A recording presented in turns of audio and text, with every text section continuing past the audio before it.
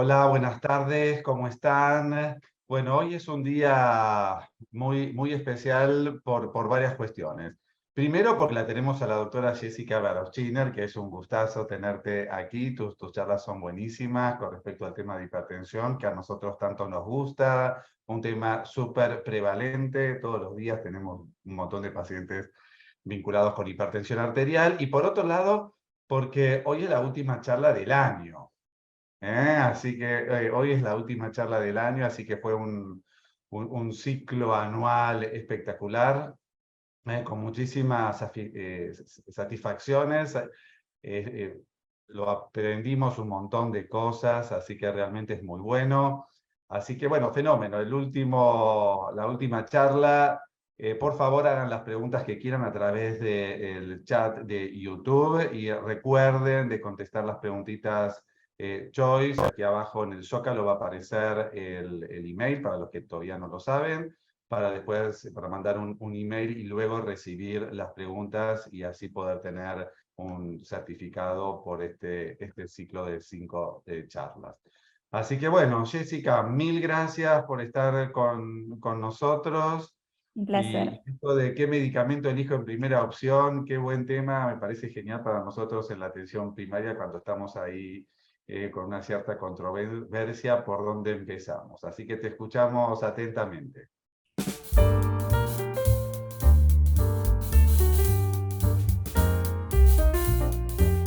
Bueno, buenos días a todos. Marcelo, antes que nada, muchas gracias por la invitación a este webinar.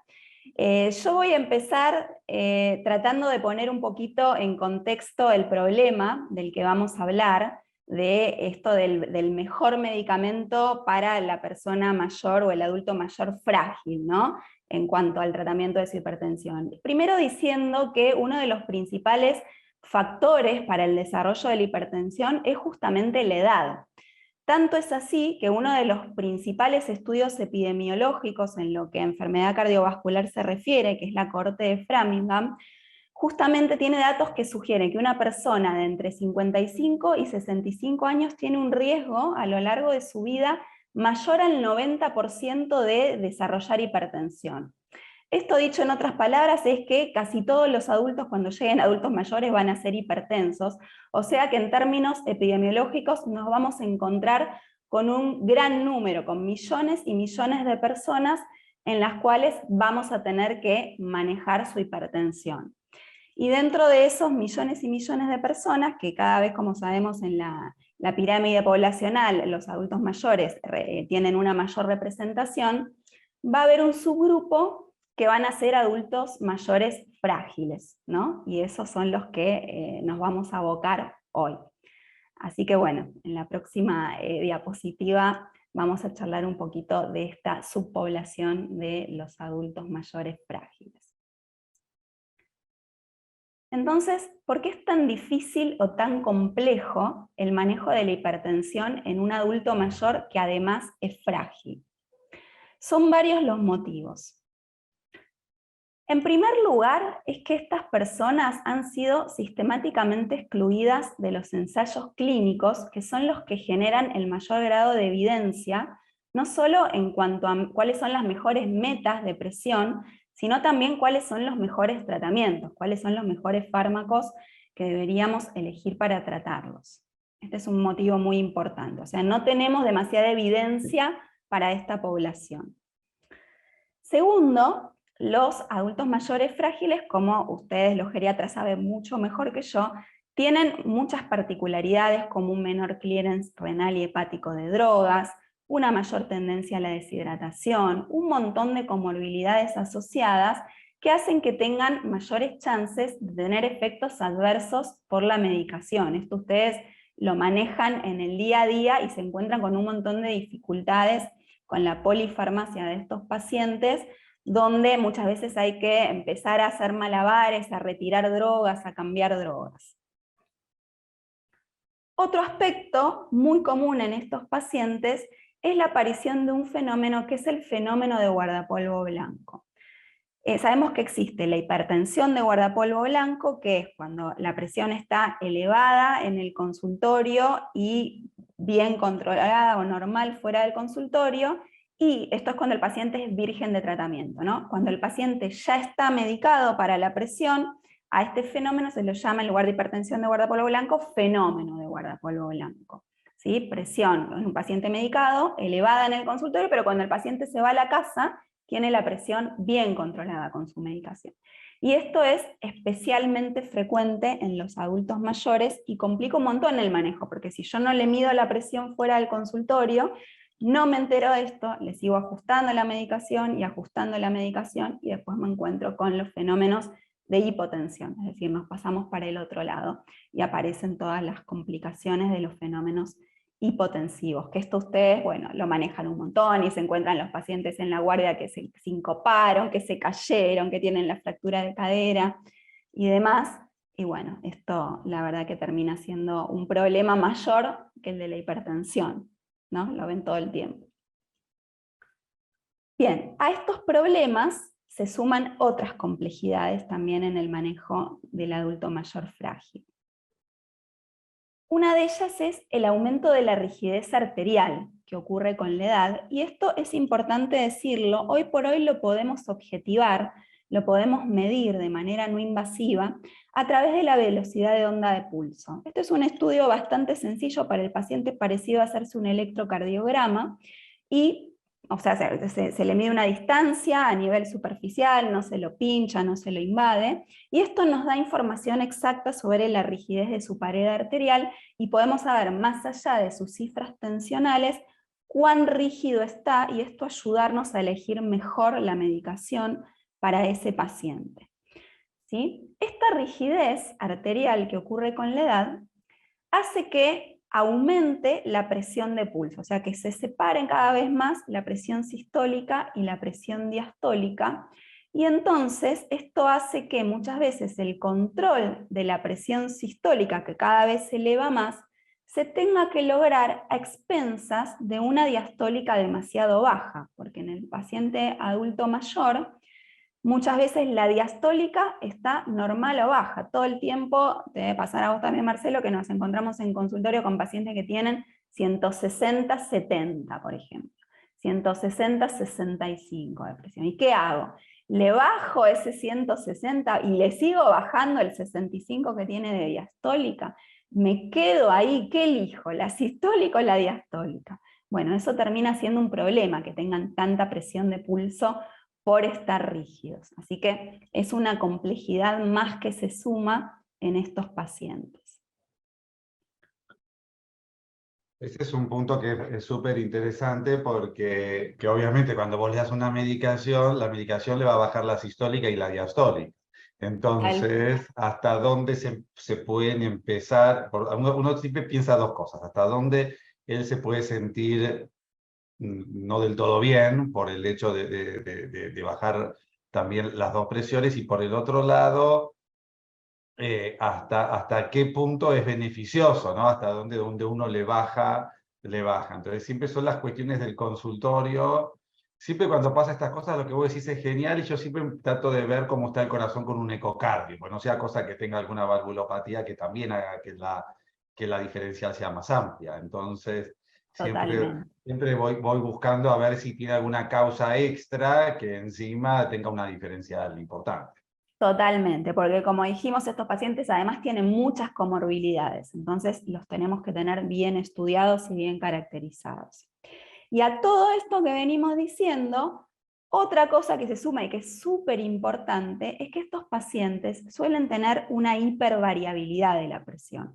Y esto está dado no solo por la rigidez arterial, que acabamos de comentar, que esto es una causa de hipervariabilidad, sino por otros fenómenos que tienen los pacientes de esta edad, que son, por ejemplo, una alteración en la respuesta varorrefleja, y la presencia de fenómenos de hipotensión que se suelen alternar, que se suelen combinar con los fenómenos de hipertensión, con el hecho de ser hipertenso, y que son súper frecuentes, ahora te lo voy a mostrar en la próxima diapositiva, que son los fenómenos de hipotensión ortostática y de hipotensión postprandial, que pueden coexistir en un mismo paciente o no, pero que lo tenemos que ir a buscar, que lo tenemos que ir a pesquisar, porque muchas veces nos puede pasar por delante de los ojos sin que nosotros nos enteremos. Y esto es frecuente, y de hecho, lo bueno es que lo tenemos estudiado y lo tenemos documentado en nuestra población. Esto lo tenemos estudiado en nuestro hospital, en nuestros pacientes. Y te lo muestro acá. Hace unos años hicimos un estudio para ver la prevalencia en nuestros pacientes. Estos eran pacientes de la sección hipertensión, o sea, como una subpoblación, no de todo el hospital, de los pacientes que consultaban hipertensión, y que nosotros nos fuimos a fijar qué prevalencia de hipotensión ortostática tenían. Para eso, obviamente, a todos los pacientes hay que tomarles la presión de pie en el consultorio. Muchas veces uno en el apuro de la consulta esto no lo hace, pero en el adulto mayor es fundamental ir a tomarle la presión de pie para pesquisar la presencia de hipotensión ortostática, que es una de las causas de hipervariabilidad de la presión. Y fíjate qué importante que es que la prevalencia global que nosotros encontramos fue de casi un 10%, pero cuando estratificamos por edad, en los mayores de 80 años, esa prevalencia era de casi un 17%, mientras que en los menores de 65 era del 3,6%. Es decir, en los octogenarios era el cuádruple, la hipotensión ortostática, de lo que ocurría en los menores de 65 años. Aumenta un montón con la edad. Y esto muchas veces no da síntomas, y si uno no le toma la presión de pie al paciente no se entera. Mira, tengo algunos trabajos que ahora se me vienen en mente, que encima hay algunos con mayor porcentaje de lo que se llama hipotensión, como vos bien dijiste recién, hipotensión ortostática asintomática. Entonces, él es asintomático, y hay algunos trabajos que llegan hasta un 25%. O sea, para que veas la alta prevalencia que tiene, y esto es súper interesante. ¿Por qué? Porque hay veces que uno le puede dar una medicación, no solamente un antihipertensivo, sino a veces un psicofármaco. ¿Viste? Es Totalmente. un psicofármaco, y eso que era asintomático pasa a ser sintomático. ¿Viste? Entonces, hay que estar muy atento, y siempre uno dice es de buena práctica medir hipotensión ortostática en el paciente antes de incorporar una medicación nueva, no solamente antihipertensivo, sino también, por ejemplo, un antidepresivo. Totalmente, totalmente de acuerdo. Ahora cuando hablemos de los fármacos, que es el hueso de esta charla, vamos a retomar ese tema. El otro fenómeno que, como te decía, se puede asociar a la hipotensión ortostática o no, y que muchas veces es menos reconocido que la hipotensión ortostática, es la hipotensión postprandial, que esto también lo estudiamos en nuestra población. Este es un trabajo que publicamos al año siguiente, del de la hipotensión ortostática, donde fuimos a evaluar la prevalencia de hipotensión postprandial. La hipotensión postprandial se mide a través de la sistólica, es una caída de al menos 20 milímetros de mercurio dentro de las 2 horas de haber hecho una ingesta. En general ocurre más frecuentemente después del desayuno o del almuerzo. Esas son las 2 comidas que suelen provocar la mayor caída de presión. Y nos encontramos con que la prevalencia de hipotensión postprandial en nuestra población rondaba el 27%, es decir, era casi el triple de la hipotensión ortostática. Y esto también está descrito así en la literatura, no es que lo encontramos solo en nuestro hospital.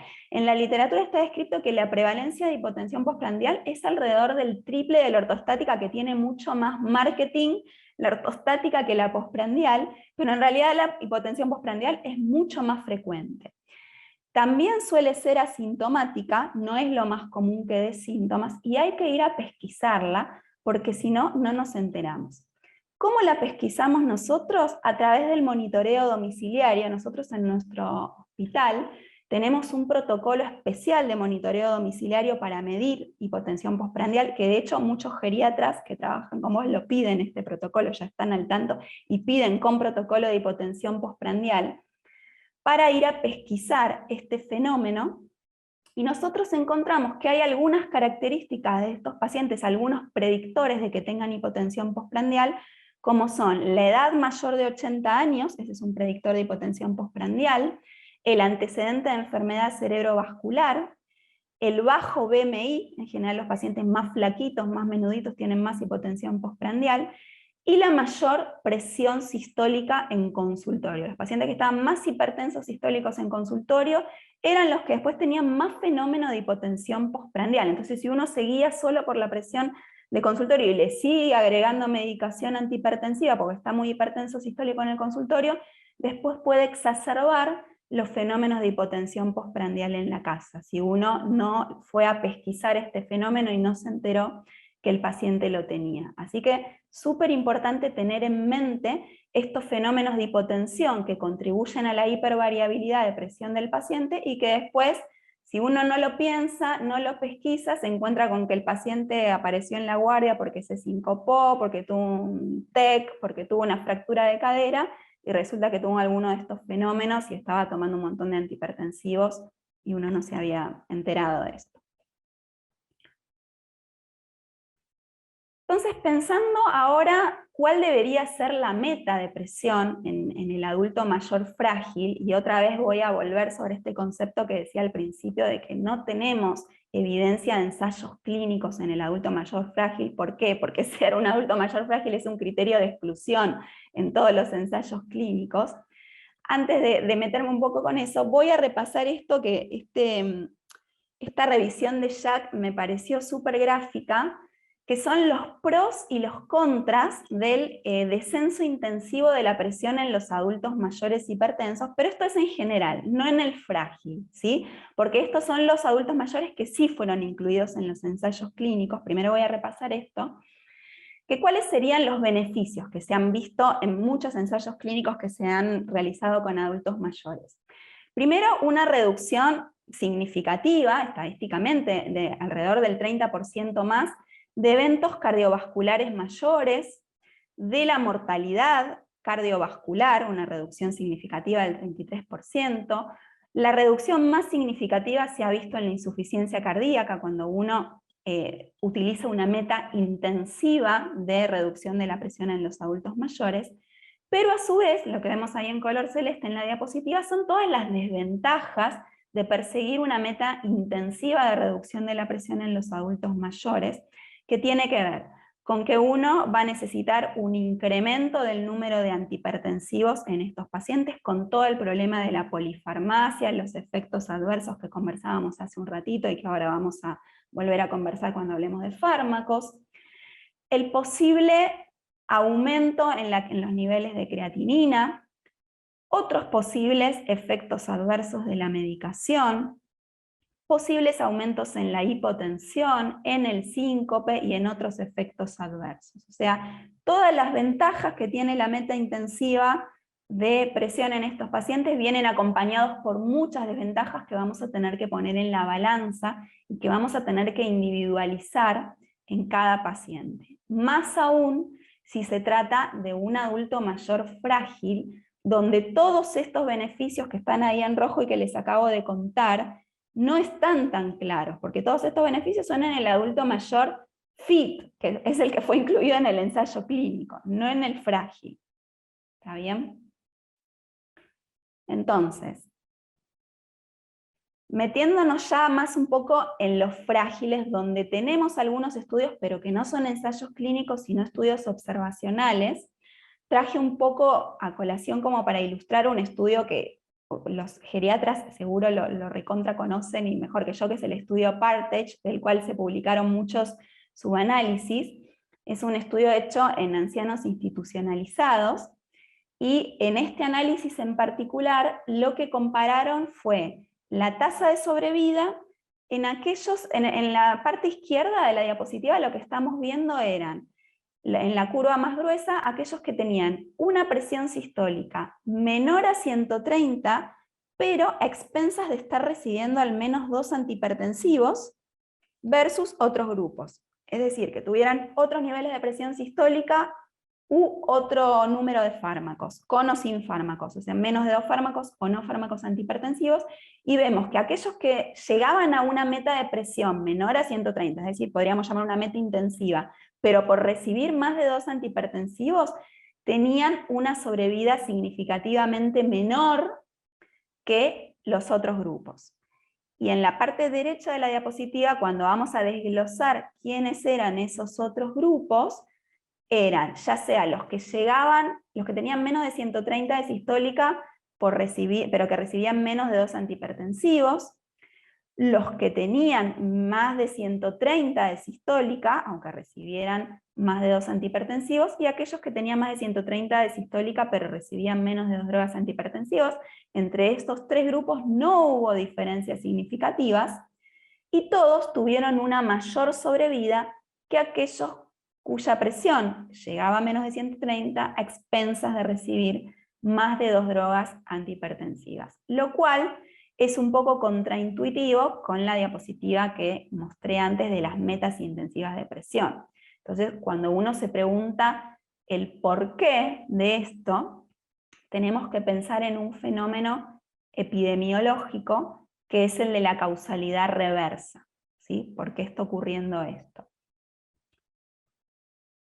Entonces, si pensamos en la presión y la causalidad reversa, lo que estamos viendo, en este caso que les mostraba recién del estudio Partech, es que el descenso de la presión en el adulto mayor en realidad está actuando como un marcador de un deterioro en el estado de salud de ese adulto mayor. Nos está mostrando, nos está marcando un adulto que viene con un marcado descenso de peso, con deshidratación, con polifarmacia, con distintas comorbilidades, ya sea cardiovasculares o de otra índole, por ejemplo neurológicas.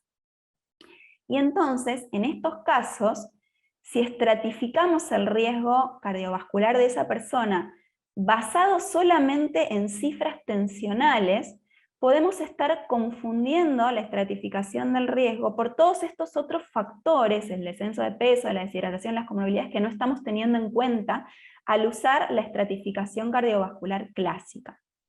Entonces, lo que tenemos que tener en mente con estos pacientes es que quizás a lo largo de los años, cuando empiezan a actuar todos estos otros factores, el requerimiento de antihipertensivos podría no ser el mismo, podría ir disminuyendo a lo largo del tiempo. Y a veces la inercia hace que le mantengamos los 3, 4 antihipertensivos que el paciente recibía cuando tenía 65 años, y que cuando tiene 84 ya no necesita, y de hecho es perjudicial para ese paciente. Entonces, este concepto de la desprescripción, que por ahí ustedes los geriatras lo tienen mucho más claro y lo tienen mucho más presente que lo que tenemos nosotros los hipertensólogos u otros especialistas, hay que tenerlo siempre presente y hay que activarlo. Sí, ese tema para nosotros es clave. Hay otro trabajo, no sé, quizás lo vas a comentar en algún momento, que es el sprint, viste, que también medio como que venía a que nosotros tengamos que, viste, que medicarlos bien, o sea, como que de alguna manera un poco la contrapartida de lo que vos comentaste, pero que había que manejarlos con la presión bien controlada, porque mejoraba lo cognitivo en los pacientes frágiles. Sí, pero siempre fue muy controvertido ese trabajo, y uno termina siendo con esta conclusión un poco de lo que vos estás comentando. O sea, la edad por un lado es algo extra, pero no es del todo lo importante, sino la fragilidad que el paciente conlleva, ¿viste? Para que no irte demasiado un poco. Puede ser de 80 años, súper robusto, que lo vas a manejar quizás muy parecido a un adulto mayor, a un adulto más joven, ¿viste? Y quizás alguien que está muy frágil, vas a tener un cierto reparo que tiene que ver un poco de lo que estás comentando vos ahora. Exacto. Sí, el estudio Sprint, te cuento, no lo puse a propósito, nosotros lo criticamos bastante al estudio Sprint, porque en realidad lo que ellos llamaron meta intensiva de presión contra la meta estándar es con una metodología de medición de la presión que en la Argentina no existe. Que no Y lo ese, hacemos, que lo dejaste en el consultorio media hora y tomándose la presión cada 5 minutos, una cosa así, la cosa Exacto, que... son mediciones automatizadas de presión que sí se usan mucho en Canadá, por ejemplo, en el primer mundo, con un equipo que se programa para, como decís, dejarlo solo el paciente y que automáticamente le mida la presión, que se semeja bastante a un mapa hecho por un ratito en el consultorio, cosa que no tiene nada que ver con cómo medimos la presión nosotros en consultorio. Entonces no es equiparable a lo que nosotros llamamos presión de consultorio, y eso fue una de las razones principales por las cuales en nuestro consenso argentino de hipertensión no tomamos las metas que usaron las guías americanas para decir que hipertensión ahora iba a ser a partir de 130-80, y nosotros nos seguimos manteniendo con 140-90. ¿sí? Ellos, viste, que se basaron mucho en el estudio Sprint para cambiar las metas. Una de las principales razones para nosotros no seguir con esa idea fue esto que te estoy comentando. Ojo, que en el sprint se cayeron más los pacientes, ¿eh? O sea, Sí, quizás no se murieron más, pero se cayeron más. totalmente. O sea, hubo algunas cuestiones que para nosotros desde el punto de vista geriátrico es importante, ¿viste? A tomar en cuenta, pero un poco esto que estamos charlando, prácticamente la comunidad en general, la comunidad médica toma estas cuestiones, o sea, uno trata de no bajarle demasiado a ese paciente frágil porque en diferentes aspectos puede ser perjudicial. Totalmente, totalmente de acuerdo. Entonces, dicho todos estos argumentos, ¿cuál es la recomendación en concreto para estos pacientes? Y ahí voy a ir a esto que estabas diciendo vos recién, donde vamos a ver que tenemos un techo, pero también tenemos un piso para estos pacientes. Hoy por hoy, la recomendación es que en adultos mayores frágiles, una meta razonable sería tratar de mantenerlos por debajo de 150-90 milímetros de mercurio. Esto emana fundamentalmente del estudio Hyvet, que como saben es un estudio que se hizo en octogenarios, que otra vez no eran frágiles, eran octogenarios fit, digamos, en buenas condiciones, pero que se vio que con una meta menor de 150-80, en realidad usaron en el Hyvet, disminuían los eventos, y entonces eso se extrapola al adulto mayor frágil, pero se recomienda también un piso, que la presión se mantenga por encima de 130-60, ¿sí? O sea, entre 130 y 150 y entre 60 y 90, no menos de 130-60. Otra recomendación muy importante es que el comienzo con monoterapia, con una sola droga, debería ser la regla en el adulto mayor frágil. Tratar de manejarlos con una sola droga, ahora enseguida vamos a charlar con cuál.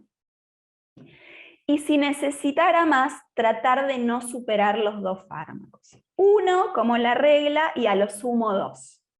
Tratar de que no sean más de 2. Y como decíamos al principio, la evaluación debe siempre incluir la medición de la presión en posición de pie. Esto es fundamental, medir la presión de pie en consultorio para captar estos pacientes con hipotensión ortostática, que en los pacientes adultos mayores son más frecuentes que en los pacientes más jóvenes. Y yo le agregaría, esto no está en las recomendaciones internacionales, pero yo le agregaría ir a pesquisar la hipotensión postprandial, que como ya vimos es 3 veces más frecuente que la hipotensión ortostática. Y ahora sí, a contestar la pregunta que motiva la charla, ¿qué antihipertensivo elegiríamos como primera opción para llegar a estas metas que acabamos de comentar?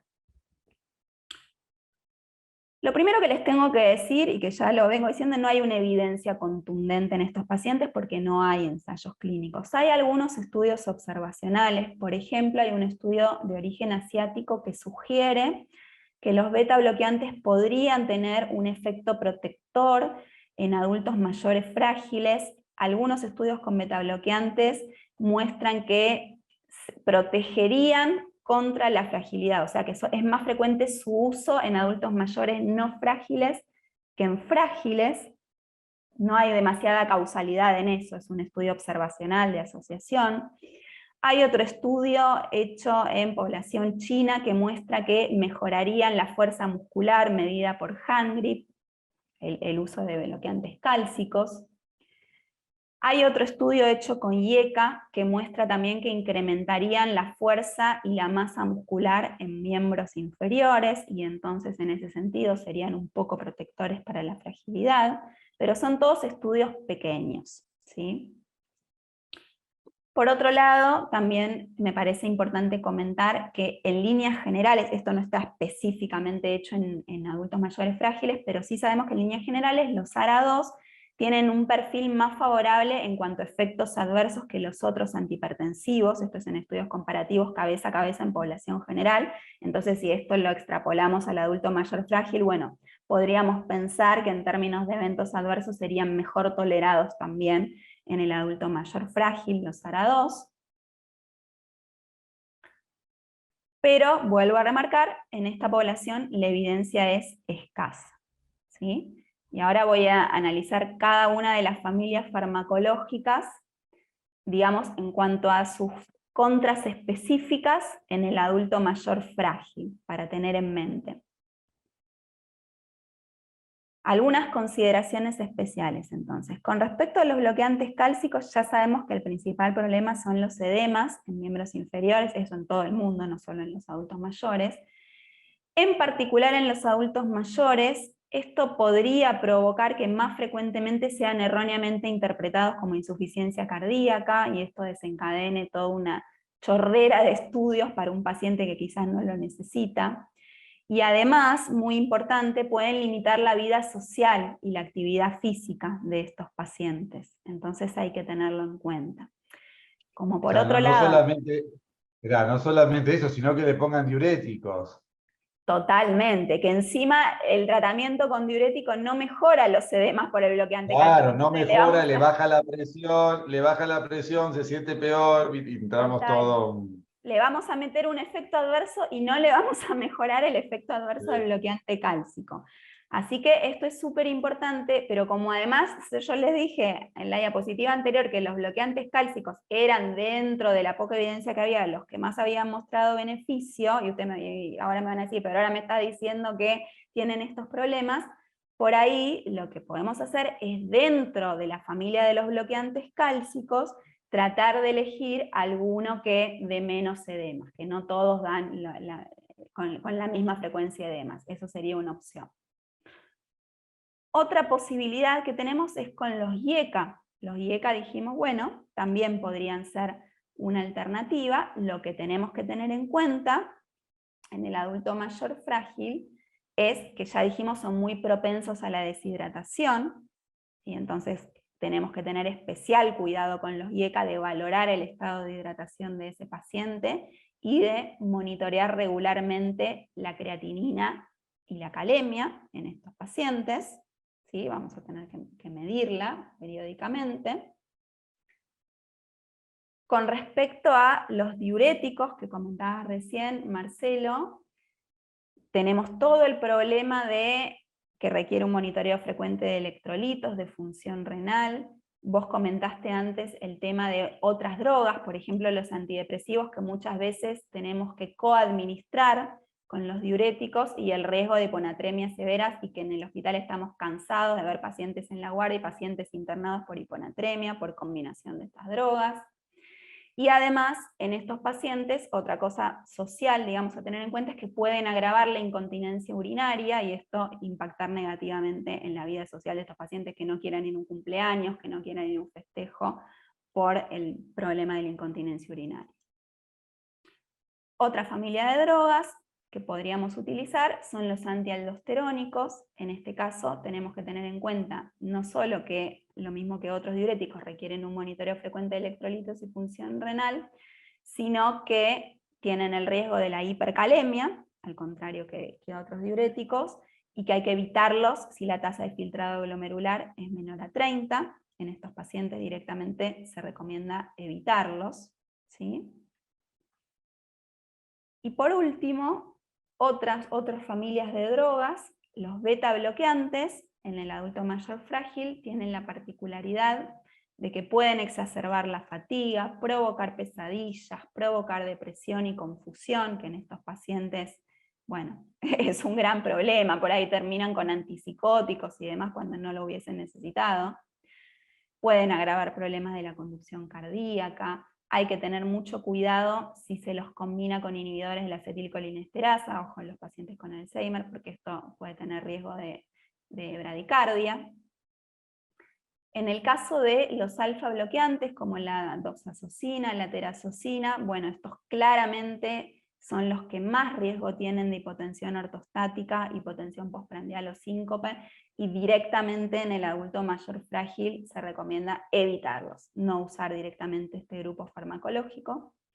Lo mismo que los agonistas alfa centrales, como la clonidina y la metildopa, que tienen mayor riesgo de delirio, confusión y depresión, directamente se recomienda evitarlos en este tipo de pacientes.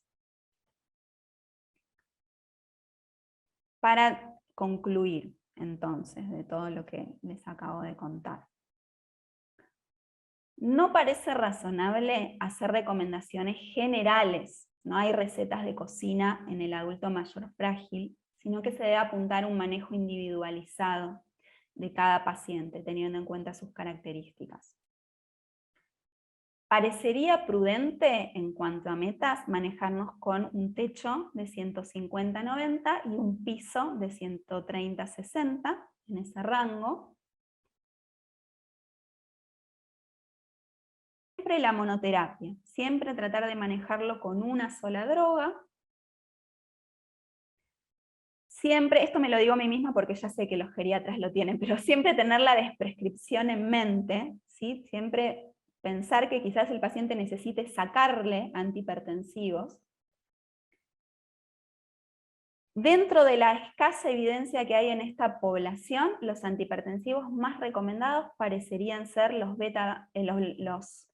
bloqueantes de los canales de calcio, los IECA y los ARA2, pero tener en mente que en algunos casos el mejor antihipertensivo podría ser ninguno. O sea, algunos pacientes que venían hipertensos de toda la vida, quizás llegue un momento en que necesiten no tener ningún antihipertensivo, y eso está bien. Bueno. Bueno, espectacular, está bueno. Si querés dejar esta diapo, porque no sé si hay una más de conclusiones o es esta la última. Tengo una de agradecimiento con un mensajito cortito, pero bueno, nada. Bueno, esa la dejamos para el final. Pero a ver, yo veo esta diapo, me parece genial. O sea, ese paciente que no tiene sobrecarga de volumen, ¿no? Porque si tiene sobrecarga de volumen y todo, yo estoy pensando quizás un diurético, como para indicar. O sea, no tiene sobrecarga de volumen. No está taquicárdico. ¿Viste? Porque hay algunos que vos ves que manejan una frecuencia cardíaca 90 o un poquito más, ¿viste? O sea, por arriba de 80, donde quizás puedo estar pensando en algún beta bloqueante con algún mecanismo también vasodilatador, ¿no? Como con de primera elección. O sea, si yo saco esos pacientes y veo el resto, que son probablemente la mayoría, entonces estar ahí pensando como en un bloqueante cálcico o un ARA2 o un IECA como primera elección, siempre empezando con dosis bajas, e ir de a poco ir aumentando según cómo vaya la evolución. Un poco ese sería, ¿estás de acuerdo? O sea, como para mantenerlo así en mente de lo que uno tiene a la práctica del consultorio cotidiano, porque luego decís, bueno, a ver, ¿cómo elijo el antihipertensivo en mi consulta habitual? Sí, sí, totalmente. Perfecto. Ahora vamos a ver tu última diapo ahí. No, y la última diapo, primero agradecerles por haberme escuchado, y me parece el mensaje más importante para el manejo de estos pacientes es el trabajo en equipo, entre el médico de cabecera, el geriatra, los especialistas, el hipertensólogo, el nefrólogo, el neurólogo, todos aquellos que manejemos a estos pacientes para llevar al paciente a buen puerto, comunicarnos entre nosotros, no estar cada uno dándole sus fármacos de su especialidad y llenándolo de medicación, sino que bueno, el capitán del barco sea el geriatra, pero siempre en comunicación con el resto, para que el paciente con la mínima medicación posible tenga la mejor calidad de vida posible, ¿no? En ese sentido, quizás también está bueno ante ese paciente que, a ver, uno tiene esa sospecha, ¿no? De que está sin hipotensión postprandial y que es difícil de cotejar, porque una cosa es hipotensión ortostática en el consultorio, que se la medís vos, y otra cosa es después de comer, quizás no lo ves, o no estás. Pero le podés Siempre pedir el monitoreo. A eso voy. Siempre tener en mente el tema del monitoreo. Me parece que ese es un punto que si hay un grupo etario que puede tener hasta mayor utilidad es el monitoreo, ya sea el monitoreo domiciliario de la presión arterial o el mapa, ¿viste? Pero de alguna manera tenerlo en mente porque quizás puede ser el grupo, ¿viste? De los adultos mayores que nos puede pesquisar bien y eso nos va a llevar también a elegir mejor el fármaco o eventualmente en qué momento del día dárselo también. ¿Viste? Sí, tal cual. Te agrego un pequeño comentario con eso que dijiste recién. El MAPA tiene el problema de que muchos de estos pacientes se van a dormir la siesta después de comer. y entonces ahí les baja la presión por el sueño y no podés diferenciar si tienen una caída de presión por la comida o por el sueño. En cambio, con el monitoreo domiciliario no tenés ese problema porque el paciente tiene que estar sí o sí despierto para medirse la presión. Entonces, si tiene una caída, importante saber sí o sí que es por hipotensión postprandial, no te lo tenés confundido por la siesta. Así Por que eso, por entonces, eso. siempre me parece genial el comentario. Siempre tener en cuenta, bueno, obviamente estos estudios como para entender mejor lo que le está pasando al paciente, y desde ya siempre tenemos un porcentaje de difícil manejo, siempre lo que viene ahí tenemos a nuestros hipertensólogos que nos ayudan muchísimo, muchísimo en sí, en poder decidir mejor, en avanzar en las drogas y todo eso, y obviamente que nosotros no solamente que es un beneficio para los pacientes, sino que nosotros aprendemos mucho también. Así que de cómo manejar a los pacientes. Bueno, muchísimas gracias, Jessica. Fue un cierre de lujo este año con esta charla y con vos. Así que te agradecemos un montón. Y bueno, y a todos ustedes por habernos seguido todo este año. Ya estamos trabajando para el año que viene con cosas nuevas, como que vamos incorporando todos los años cosas nuevas a nuestro webinar, así que ya las tenemos en mente y las vamos a ir organizando en los próximos meses del verano para empezar después en marzo a full con todo. Así que mil gracias a todos, un abrazo enorme, un buen año, felices fiestas y bueno, y nos vemos el año que viene. Bueno, chao, chao. Chao, hasta luego, un gusto.